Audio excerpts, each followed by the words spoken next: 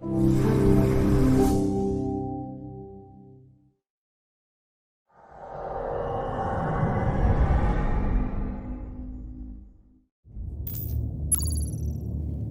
to ONI Section 2's public awareness campaign regarding the UNSC's role in colonial security, Director Schaefer has ordered a new content series aimed at educating UEG citizens on the history, evolution, and application of the Spartan program.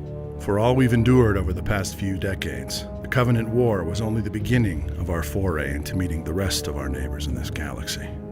I suppose it's been character building, if nothing else. With any luck, the next generation of heroes will be inspired by those who have tread this path before. The heroic defense of Reach is replete with stories of sacrifice and valor. Stories that form the foundation of humanity's defiance in the face of impossible adversity. Central to these efforts were the Spartans of Noble Team, a battle-hardened squad of Spartan super soldiers whose desperate efforts at Reach eventually helped turn the tide of the entire war. But for Noble, the conflict on Reach was far from their first encounter with the alien empire. On April 22nd, 2552, Noble Team was deployed to the colony Fumarole to help repel yet another enemy invasion. In a daring attempt to cripple the Covenant advances onto the colony, Spartan Cat devised a plan to deliver a Fury-class tactical nuclear device on board the cruiser Sanctity of Purification. Against grim and relentless opposition, Noble continued to push through Covenant forces and seemed primed to deliver on their mission objective. As Cat began to make a final valiant drive towards the cruiser's gravity lift, a well-placed fuel rod salvo from an enemy Banshee left her badly wounded and unable to continue. But the strength of Noble Team was never just with one individual member. Each was trained to be ready at a moment's notice to back up a fallen comrade and ensure a mission's completion, no matter the cost. Ensuring that Cat's efforts would not be in vain, her squadmate Tom ascended into the belly of the beast to hand-deliver a crushing blow to the local Covenant contingent, but paid the ultimate price in the process. The battle at Fumarole served as yet another stark reminder that even in victory, war always demands sacrifice. Just a few months later, Spartans Carter, Kat, June, Emil, and George welcomed a new member into the squad and prepared to face their toughest challenge yet. Armed with even greater resolve and a new Noble Six, the squad arrived at Reach in July of 2552 to defend one of the UNSC's last remaining strongholds and resolved once more to give whatever was necessary to save the human race.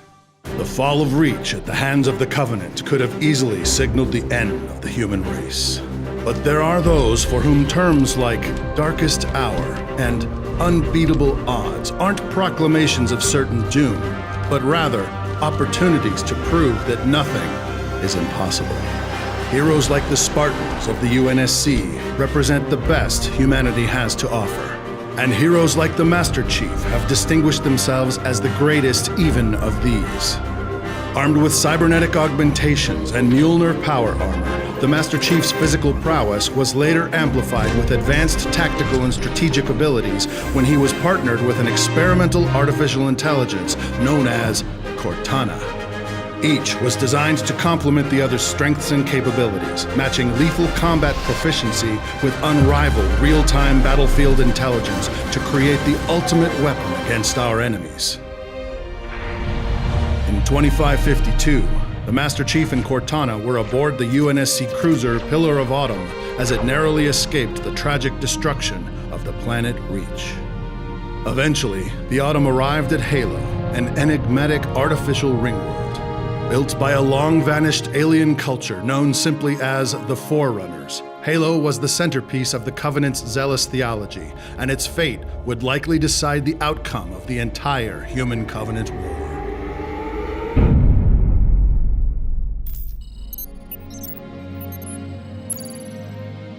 Look, I remember when we initially proposed the first official public enlightenment programs as a way to improve things like constituent morale, trust, etc. And, how did we say it? Foster a more unified sense of pride and progress amongst our scattered colonies.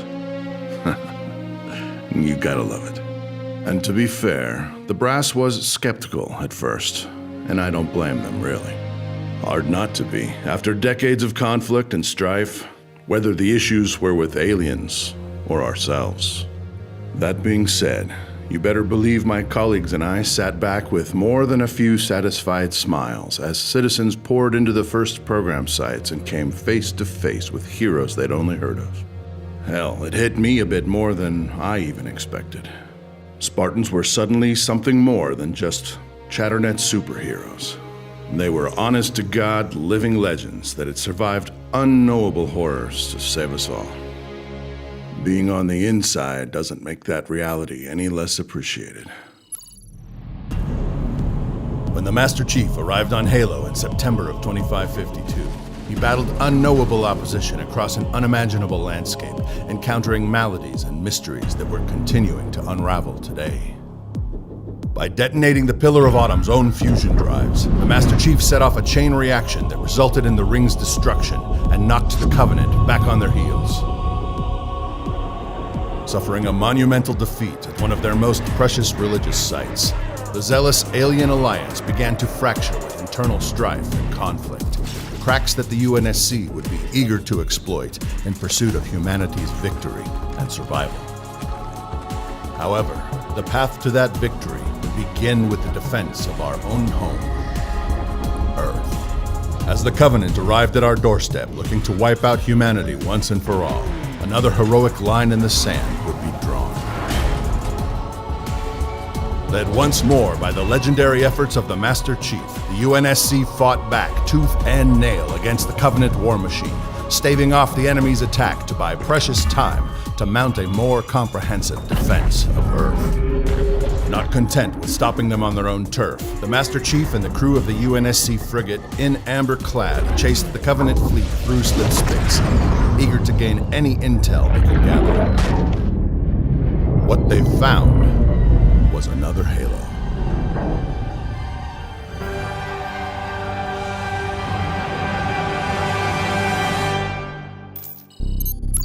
Yes, that's what I've been saying this whole... Is this coming from Schaefer or Sullivan? That doesn't sound right. Are we even able to leverage any sort of jurisdiction there? Because if so, that's news to me. I agree, but we've had issues in the past with mixed messaging going unchecked. You know as well as I that the last... No, I get it. I just think if we keep... We're ready for you in 5. Thank you, Monique. Look, I need to go. Session is starting back up. Just go ahead and send me what you have. We'll figure it out. When we stumbled upon a second ring world, a place eventually classified as Delta Halo, the fates of more than just humanity came to an inexplicable crossroads. The initial struggle to control the ring became an unlikely alliance to keep its incredible power from falling into the hands of a foe more ancient and dangerous than the Covenant. With each passing day seeming to provide a new and greater challenge, help would eventually come from an improbable place. Within the Covenant itself, a fracture had begun to form.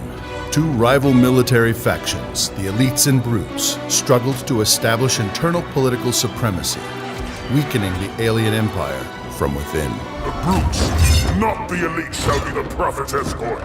As the battle pressed forward on multiple fronts, the UNSC seized the opportunity to take control of Delta Halo's systems, averting certain disaster just in time to turn their attention back home to defend Earth from a Covenant invasion one last time.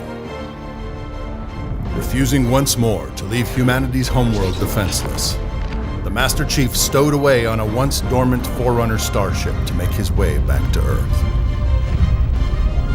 With the Covenant on the brink of collapse, the UNSC looked to take advantage of their weakness in order to finish the fight once and for all. But in a last-ditch effort to bring their power to bear, the Alien Alliance arrived at Earth to scour the plains of Africa for an ancient device that would change the course of the war. The events at Delta Halo served as a stark reminder that just as strength is born from unity, disaster is born from division. Humanity's journey across the stars should remind us that we are better together. Colonies, worlds, even species are made stronger under a common banner. And that strength has never been more vital.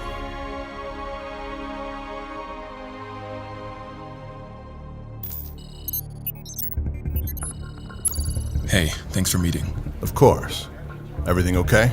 Look, you're gonna want to see this. To be honest, I wasn't even really sure who to go to. What is it? Just take a look. Very well.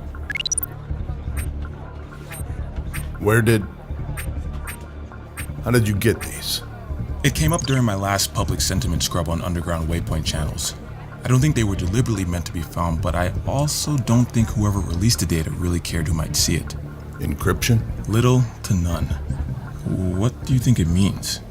It means we might just have a new problem on our hands soon. Potentially a big one. When reflecting on the incredible challenges humanity has endured over the past several decades, it can be easy to fixate on the Spartans. Heroes that are in many ways larger than life, and who seemingly accomplish the impossible time and time again. But while the Spartans have rightly earned our unending adoration, there are countless others on the front lines of the UNSC's heroic efforts who are equally as deserving of our gratitude and respect. A perfect example of this are the Orbital Drop Shock Troopers, or ODSTs.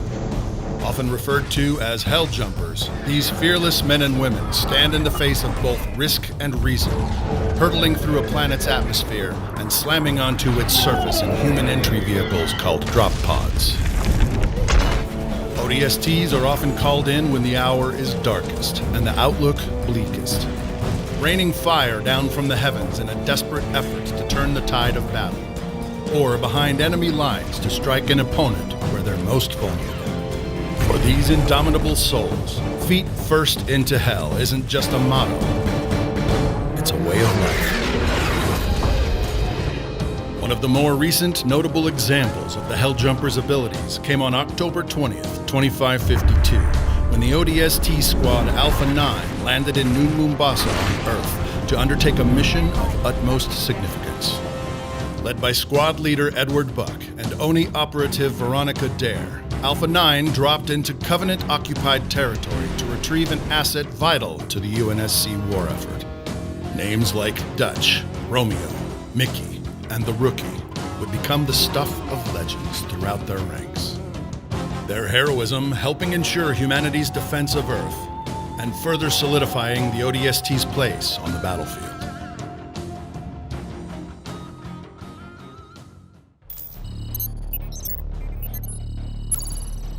Hey, Parker's been trying to get a hold of you. Says you have a call on thread 7. Sorry, I had some things come up. Tell him I'll log in now. Authorization Bravo 6084. Clearance? Pantheon. Thread 7. So, is this a standard Section 2 response time? Or am I just special? I'm sorry, can I help you? I wouldn't be calling otherwise. I need to know where you got the assets. I'm not sure what you mean. Look, I'm not some backwater colonist waiting for you to spoon-feed them some patriotism. The liberation is your department agent. Finding information is mine. I already know what you have. I just need to know where you got it. In 2552, the Master Chief and Cortana found themselves on an ancient alien world far beyond the edge of our galaxy. Known by the Forerunners as the Ark, this incredible construct served as the birthplace for the Halo Ringworlds, as well as the setting for humanity's climactic battle with the Covenant. With the help of allied alien force led by the Arbiter, Master Chief, Cortana, and the UNSC mounted an epic assault across the Ark and onto a newly forged Halo built in its great foundry. Known as Installation 08, this ring was intended to replace the destroyed Alpha Halo, but the Master Chief had more immediate plans for the enigmatic weapon. By activating the unfinished ring over the surface of the Ark, the Master Chief succeeded in crippling the Flood, a powerful alien parasite that was poised to become a threat even greater than the Covenant. Though the blast successfully neutralized the immediate danger, Installation 08 tore itself apart, damaging sections of the Ark's immense superstructure and terraformed surface in the process.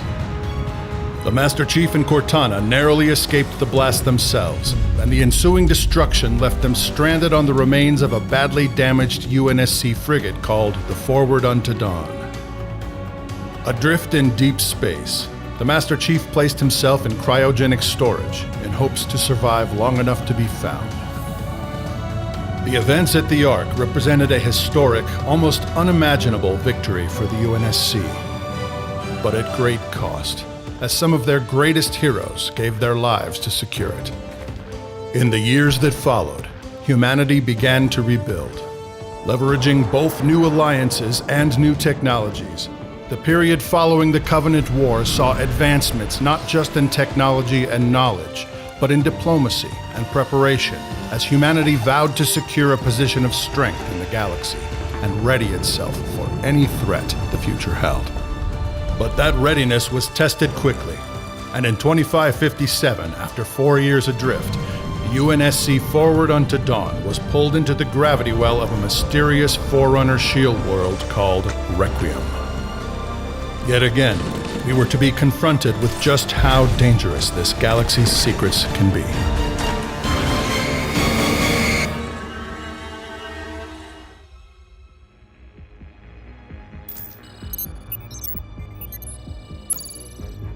Have you run all the latest firmware updates? As far as I know. We should check to be sure. The latest functionality protocols for GBA 0983-6 require an alias-wide compliance to set the newest security permissions to active status. Well, run whatever you need. We're just trying to get all the hurdles out of the way in order to start taking greater advantage of our available resources. All understandable. Shouldn't take too long to propagate. How's she doing overall? Remarkably well, all things considered. As far as I can tell, at least. She certainly has exceeded our initial expectations in a lot of ways. Now it's just got me watching the clock a bit. Indeed. How long is she supposed to be out of commission for? Unknown. My orders were unclear as to the nature of her requested stasis. Of course they were. Well, hopefully this little detour is a short one for our little friend here. Our department had big plans for her. We'll figure something out, though. I think there are some interesting opportunities ahead if we play our cards right. Upload complete. All relevant matrices have been updated and secured for immediate delivery to Commander Rosbach. Do you have any further questions before I sign off? None that you'd be able to answer, I'd imagine. But thank you for your help. See that she's in good hands. Request confirmed. That will be 23 credits. Thank you. Thanks for the chat. So, you're going off-site for a bit, I hear. Swanborn. Visiting a friend in 5832. Nice. All business? Not all. Actually, wouldn't mind catching a wave or two while I'm out there. Well, we'll be waiting for you when you get back. We've still got to talk about distribution channels in some of the outer colonies and... Warning. Combat alert alpha. What the hell? Warning. My comms are blowing up. And I'm not sure if I'm believing what I'm reading. It doesn't make any sense. I need to get back to the office. I don't know if that's such a good idea. Something tells me we need to get out of here now. I can make a secure spot on my shuttle right now and initiate a priority departure. The office will still be there when you get back. I can't just abandon things here. You go. Ping me when you get this one board and I'll give you an update from HQ. 409er. You are clear for emergency departure. Roger that, Control. Come on. Let's go already.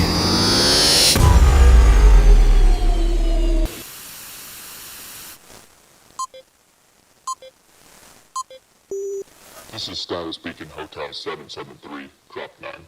It's been close to a year since primary comms went dark. What little info I've been able to pull from scatter drops in range hasn't exactly been illuminating. I'm attempting to confirm data on Operations Breaker Trip, Wolf, and Kickstand. I'm not exactly sure who is planning what, but we need to do something. Uploading local scan data now. Blackout encryption engaged.